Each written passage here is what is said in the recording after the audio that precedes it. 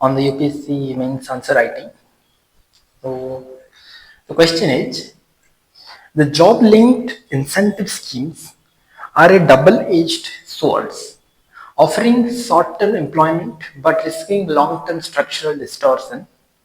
Evaluate the merit and pitfalls of employment subsidies. Also suggest ways to ensure sustainable job creation.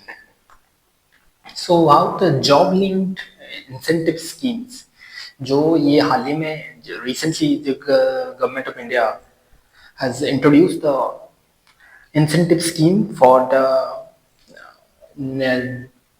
farms or the companies, where the government will provide around approximately 2 lakh crore of equity to the subsidy, and in the form of subsidy these money will go to the company owners, and they will hire more and more number of people. So in this way government wants just to create more jobs. So तो यहाँ पे यही बोला गया है कि how the job linked incentive scheme, they are double edged swords. So how the short term employment किस तरह से ये हमें अफेक्ट कर रहा है.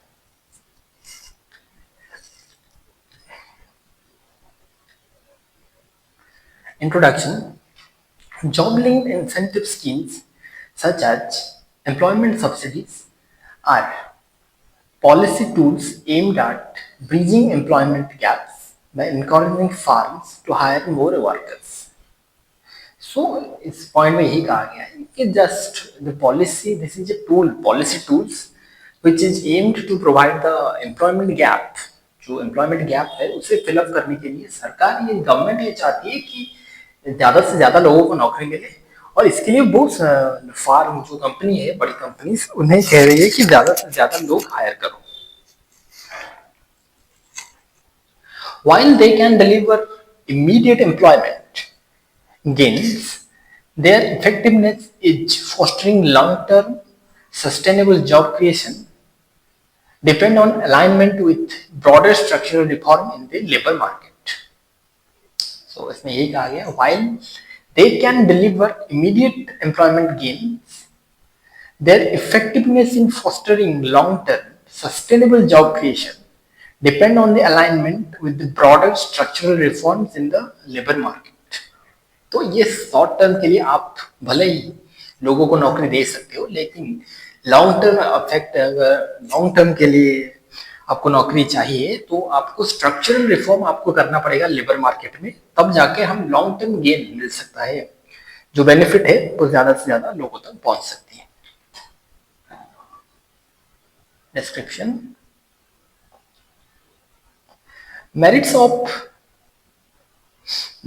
of employment subsidies include the promotion of formal employment by reducing the cost of hiring, especially for MSME. सो जो MSME sector है इसको क्या किया जाएगा कि प्रमोट किया जाएगा, जो फॉर्मल एम्प्लॉयमेंट है, जो द जॉब क्रिएशन है, ज्यादा से ज्यादा जॉब क्रिएट हो. किस तरह से ना, जो cost effective cost of hiring होता है कि इतने पैसे में जो 15,000 होता है, तो सरकार कहेगा कि 15,000 में से आप दीजिए 10,000, हम देंगे 5,000, कि इससे भी कम, मतलब 50-50 की तरह. तो इस तरह से जो सरकार की तरफ से, तो इसे पाने के लिए जो बड़ी कंपनी है वो ज्यादा से ज्यादा लोगों को हायर करेगी. These schemes can increase workforce. These schemes can increase workforce inclusivity, particularly for women, youth, and marginalized group. So, government भी यही चाहती है, जो women, youth and marginalised group है, इस सेक्शन में जो ये जो वर्कर ग्रुप है, इस ग्रुप के लिए ज्यादा से ज्यादा जॉब क्रिएट हो सके. तो ये स्कीम भी इसी तरह इंक्रीज कर सकता है इस वर्कफोर्स को. Next stage. Additionally, subsidies boost aggregate demand by increasing household income and can catalyze industrial recovery during downturns. So additionally, जो subsidies है ये क्या करेगा, aggregate demand, जो हाउस ये डिमांड को इस तरह से बढ़ाएगा, क्योंकि अगर पैसे ज्यादा लोगों के पास आएगा तो ज्यादा से ज्यादा लोग खरीदेंगे। मतलब जो परचेजिंग पावर की बात हो रही है, अगर लोगों के पास परचेजिंग पावर बढ़ेगी, then it will effectively enhance the demand, and that is why the it will further catalyse the industrial recovery, जो कि मार्केट में हम चाहते हैं ना कि हमेशा डिमांड बनी रहे, ताकि हमारी सप्लाई चेन जो है, तो ये सप्लाई चेन के साथ साथ ये डिमांड बनी रहे, इसलिए ये इनकम इसमें भी बहुत ज्यादा मदद करने वाला है। However, pitfalls, तो देखो pitfalls, ये जो वर्ड्स है इसको याद रखें ना, वो जो एक नेगेटिव वर्ड्स है। तो however, pitfalls are equally significant. Firms may hire workers temporarily to claim incentive without a long-term employment commitment, leading to job insecurity, and over-reliance on subsidies can impose fiscal burdens on and reduce efficiency. तो दो बातें यहाँ पे बहुत clear है कि job insecurity और ये एफिशिएंसी भी रिड्यूस हो जाएगा, क्योंकि अगर फार्म्स, जो जितनी बड़ी कंपनी है, वो सारे फार्म टेम्पोररीली बेसिस पे लोगों को इस तरह हायर करेंगे, तो वहां पे लोग किस तरह से, जॉब कोई सिक्योर ही नहीं रहेगा, there will be no security on the job, and the there will be the reducing the efficiency of the workforce. So ये सिर्फ सब्सिडी पाने के लिए ये हो सकता है, पाने के लिए जो फार्म है वो इसे हायर कर ले, तो ये उसका एक शॉर्टकमिंग्स है, जो इसका कॉन्सिक्वेंसेस है। Next is poor targeting and weak monitoring mechanism may result in leakage or may result in leakages or misallocations. So, poor targeting and weak monitoring mechanisms may result in leakages or misallocations. तो यहाँ पे जो fund है वो उससे allocation किस तरह से एलोकेट करेंगे, तो वहां पे एक जो मॉनिटरिंग मैकेनिज्म है, वहां पे अगर वीक मॉनिटरिंग मैकेनिज्म रहेगा तो वहां पे बहुत सारे फंड इस तरह से, जो घोस्ट अकाउंट है, जिस तरह से लोग मतलब गलत अकाउंट पे चला जाएगा, कि लोग जहाँ पे एक्चुअली में जो लोगों के पास पहुंचना चाहिए वो पहुंचेगा नहीं। तो इससे ये बात चल रही है, the targeting and the machinery should be, the monitoring should be very carefully monitored. Moreover, next is, moreover, without structural reforms in skilling, labor mobility, and each of doing business, such schemes may distort labor market rather than transform them. तो ये बहुत obvious बात है कि अगर हमारे पास skill नहीं है, हमारे पास लेबर मोबिलिटी हो, ईच ऑफ डूइंग बिजनेस हो, तो ये सब बहुत जरूरी होता है एक लॉन्ग टर्म बिजनेस को बढ़ाने के लिए। तो ये स्कीम अगर इस सबको ऊपर, तो स्किल डेवलपमेंट के ऊपर फोकस नहीं करेगा, या फिर ईच ऑफ डूइंग बिजनेस पे फोकस नहीं करेगा, तो ये डिस्टॉर्ट करेगा, हमें डिस्टर्ब करेगा, हमारे रास्ते से ही ये हमें भटकाएगा, कि जो ट्रांसफॉर्म होना चाहिए ये उसे डिस्टॉर्ट कर देगा। तो ये जो, अगर आप कहीं पर भी इस्तेमाल कर रहे हो, ट्रांसफॉर्म एंड डिस्टॉर्ट, ये एक अच्छा फ्रेज, तो जहां पर भी ट्रांसफॉर्मेशन की बात है वहां पे डिस्टॉर्शन लिख देना, ये एक अच्छा लैंग्वेज वोकैबुलरी की तरह इस्तेमाल हो जाएगा। To ensure sustainable job creation, measures like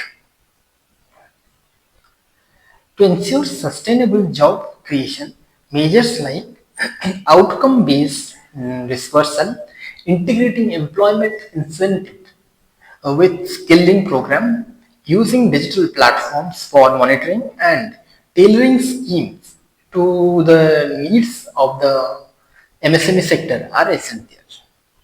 तो ये इसमें ये जो मेजर्स क्या क्या हम स्टेप्स ले सकते हैं इसको सुधारने के लिए, क्या क्या हो सकता है, तो इसमें ये कहा गया है, जो आउटकम बेस्ड डिस्पर्सल, मतलब जितना आउटकम हो रहा है उसी बेसिस पे हम उसे पैसे दे दिए जाएंगे, कि जहां पर कितना आउटकम आ पा रहा है। साथ में एम्प्लॉयमेंट इंसेंटिव स्किलिंग प्रोग्राम, जो इंसेंटिव जा रहा है वो किस तरह से स्किलिंग प्रोग्राम पर इस्तेमाल हो पाएगा, स्किल डेवलपमेंट हो पाएगा, इसे भी देखा जाए इसके साथ। एंड साथ में use of using digital platform for monitoring. ये एक ऑब्वियस बात है कि चीजों को मॉनिटर करने के लिए हमें we need more digital platform and tailoring scheme to the need of MSME, कि जो एमएसएमई है वहां पे क्या क्या नीड है, किस तरह से नीड है, उसी नीड के हिसाब से हम टेलरिंग करें, मतलब हम पैसे उसी हिसाब से उसी को फॉलो करते हुए पैसे दिए जाएंगे। तो ये जरूरी होता है एक major reformative major. Linking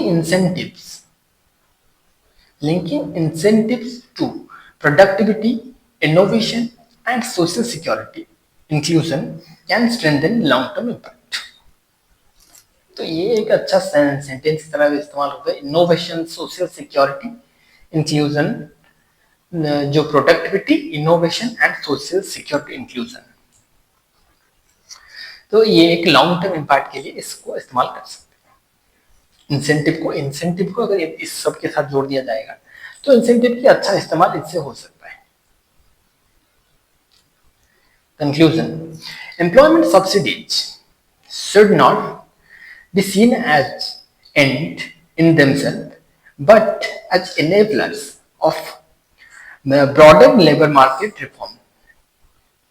So employment subsidies should not be seen as ends in themselves. तो ये ends in themselves ये एक अच्छा वर्ड्स इस्तेमाल कर सकते हैं आप, but as enabler of broader labour market reform. तो इसको एक सिर्फ इंसेंटिव को ही पकड़ के बैठ जाने से नहीं होगा, तो इसको किस तरह से हम ब्रॉडर लेबर मार्केट की रिफॉर्म कर सकते हैं, तो इससे हमें सोचना चाहिए। A balanced approach combining short-term stimulus with long-term structural planning is crucial to ensure inclusive and sustainable employment growth. Inclusive and sustainable employment growth ये एक अच्छा फ्रेज हो सकता है, कहीं पर भी इस्तेमाल हो जाएगा। सस्टेनेबल एम्प्लॉयमेंट ग्रोथ बहुत जगह में इस्तेमाल हो सकता है।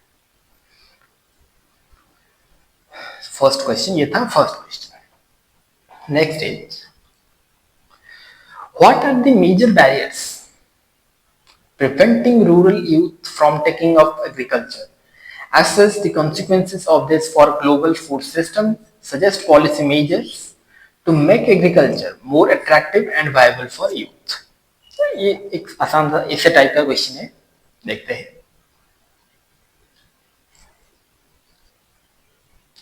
The paradox of introduction.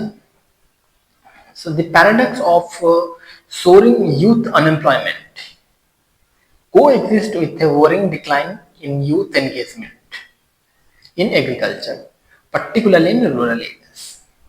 तो रूरल एरियाज में जो particularly how the youth are not attracting, the youth are not taking up agriculture as a career, and as where there is growth of unemployment, but there is no chance that youth are going to the agriculture. तो इसमें यही कहा गया है, despite next is despite agriculture being a primary livelihood source in many developing countries, young people are increasingly distancing themselves from it. So in spite of the agriculture being a primary livelihood source, ये आज भी livelihood एक primary livelihood source है बहुत सारे देशों में, तो इसमें young people distancing themselves ये एक अच्छा सा न्यूज नहीं है। The global trend threatens the stability and sustainability of future food system. तो ये जो ग्लोबल ट्रेंड है ये फ्यूचर फूड सिस्टम को जो डिक्लाइन हो सकता है, इसमें वार्निंग है। डिस्क्रिप्शन, सो क्या क्या बैरियर्स हैं? Economic barriers include lack of access to land, credit and modern inputs. तो ये जो land, credit and modern input, इसको याद रख लेना कहीं पर भी। ये बहुत अच्छा हो सकता है कि क्रेडिट मतलब पैसे नहीं है, लैंड जमीन भी नहीं है, और मॉडर्न जो मशीनरी चाहिए, the machinery they have no access to the modern machineries. Socially, next stage. Socially, agriculture is often seen as a low status and non-remunerative. तो लो स्टेटस एंड नॉन रिम्यूनरेटिव, ये एक सेंटेंस है, इसको रख लेना कहीं पर भी. बहुत जगह में इंडिया में इस चीज को बहुत जगहों पे इस्तेमाल हो सकता है, यूपीएससी राइटिंग में भी. Institutional issues such as weak extension services, outdated curriculum in agri-education, and limited access to market further discourage youth participation. तो limited agri-education, outdated agri-education and limited access to market, ये बहुत बड़ी reason है कि जो discourage कर रहा है the youth, are completely discouraging the youth for participation in the agriculture. Next is, additionally, climate risk and uncertain income make agriculture unattractive. So climate risk और uncertain income जो है वो एग्रीकल्चर को और भी अनअट्रैक्टिव कर रहा है. तो नेक्स्ट इसमें और क्या क्या दिया गया है, जो consequences for global food system. Disengagement of youth. Disengagement of youth leads to shrinking agricultural labor force, declining productivity, and an aging farmer population. तो ये एक बहुत अच्छी तरह से लिखा भी गया है. Shrinking agricultural labor force, declining the productivity, and aging the farmer population. क्योंकि जो फार्मर है वो तो बूढ़े होते जा रहे हैं. अगर ये फार्मर पॉपुलेशन सारे 60 के ऊपर ही रहकर काम करेंगे तो वहां पर there is no youth participation. So this is called as aging farmer population. It exacerbates, देखो एग्जैसर्बेट्स आप जो हम बहुत सी जगह पे इस्तेमाल हुआ है, मैंने भी इसको बहुत सी लेक्चर में इस्तेमाल किया है, सब जगह पे इस्तेमाल होता है. It exacerbates what the food insecurity, widen rural inequality, and slow innovation in sustainable practices. तो जाहिर सी बात है, ऑब्वियस बात है कि अगर यूथ कहीं पर भी इन्वॉल्व नहीं होगा तो वहां पे ना इनोवेशन होगा, ना ही कोई सस्टेनेबल डेवलपमेंट, और साथ ही साथ ये रूरल इनइक्वालिटी को और भी बढ़ा रहा है. साथ फूड इनसिक्योरिटी को भी जो पॉसिबिलिटी है उससे ज्यादा एक्सरबेट कर रहा है. The absence of youthful energy and technology adoption hamper efforts to modernize the sector and meet the demand. तो डिमांड को भी मीट नहीं कर पाएगी, क्योंकि अगर वहां पे अडॉप्शन टेक्नोलॉजी नहीं रहेगा, यूथ भी नहीं रहे, तो ये हमारे डिमांड के साथ साथ सप्लाई कम होता जाएगा. तो पॉलिसी मेजर क्या क्या हो सकता है? Land reforms, secure and equitable land leasing model. तो लैंड लीजिंग मॉडल ये बहुत सी जगह मतलब ये एक अच्छा उपाय है कि लैंड को लीज लेकर भी हम खेती कर सकते हैं. Access to finance, youth centric agri credit schemes with low interest rate, skill development. जो फाइनेंस है, जो फाइनेंस को लो इंटरेस्ट रेट के साथ यूथ सेंट्रिक करना चाहिए. Skill development, promote vocational training in agri business and agri technology. तो agri business और टेक्नोलॉजी में भी स्किल डेवलपमेंट करना चाहिए. साथ ही साथ टेक्नोलॉजी इंसेंटिव, सोशल रीब्रांडिंग, मतलब social media campaigns to portray agriculture as innovative, profitable and sustainable. तो ये जो ये अच्छा सेंटेंस हो सकता है, innovative, profitable and sustainable. Conclusion, to ensure global food security, to ensure global food security and sustainable development, agriculture must become a sector of aspiration for rural youth. A sector of aspiration for rural youth. एक अच्छा sentence हो सकता है. With supportive policies and a shift in perception, तो ये भी अच्छी तरह से लिखा गया है, with supportive policy and shift in perception young people can be empowered to transform agriculture into a resilient and modern enterprise. तो रेजिलिएंट एंड मॉडर्न एंटरप्राइज भी एक अच्छा सेंटेंस हो सकता है, एक फ्रेज, अच्छा फ्रेज की तरह इस्तेमाल कर सकते हैं। तो ये था इसका कंक्लूजन, ये था दोनों क्वेश्चंस।